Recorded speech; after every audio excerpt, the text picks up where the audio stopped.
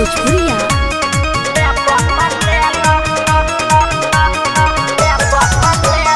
हम है बिहार के बिहारी हमर नाम है, तोरा जैसन माल के पटावल हमर काम है। अच्छा रे जाना लुच्चा लफंगा। हम है बिहार के बिहारी हमर नाम है, तोरा जैसन माल के पटावल हमर काम हो। आवना होई हौ तोवा दे हम तो हके, आवना होई हौ तोवा दे हम तो हके। नीचे से काठी देखे लो दोसरा के माल होई ले बता ले लो दे दो ए बाबू का हो।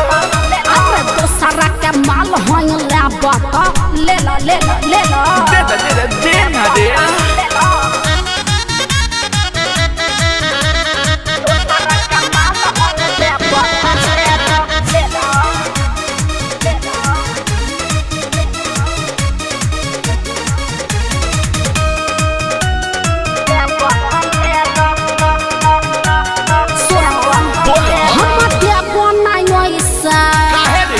तोरा लागी ना पैसा चीज हई कलकतिया लागते बारे तोहे लागता कैसा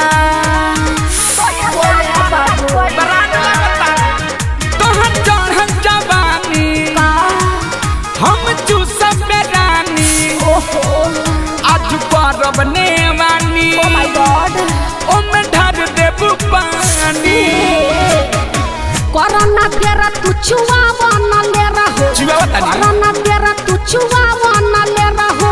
हाउ वाला खेला तू खेला दोसरा के माल होई ले बता ले लो दोसरा के माल होई ले बता ले लो दे ना रे।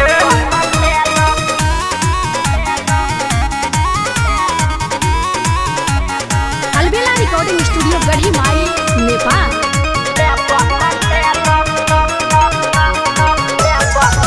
सुनो यो जय बिहारी हम बने तैयारी ये हो चंचल चंदेश्वर आवा तोहरे बाबारी।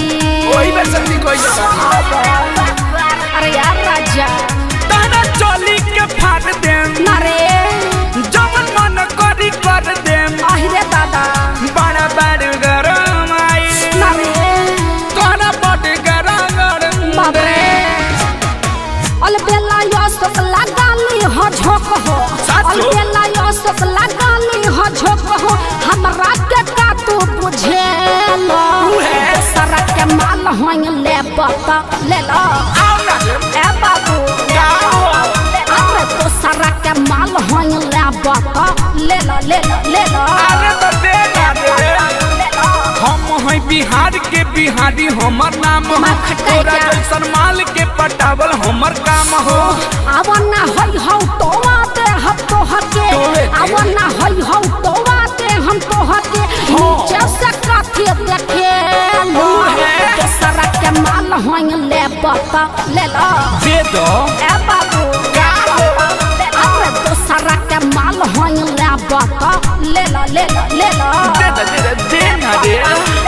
अलबेला रिकॉर्डिंग स्टूडियो गढ़ी माई नेपाल।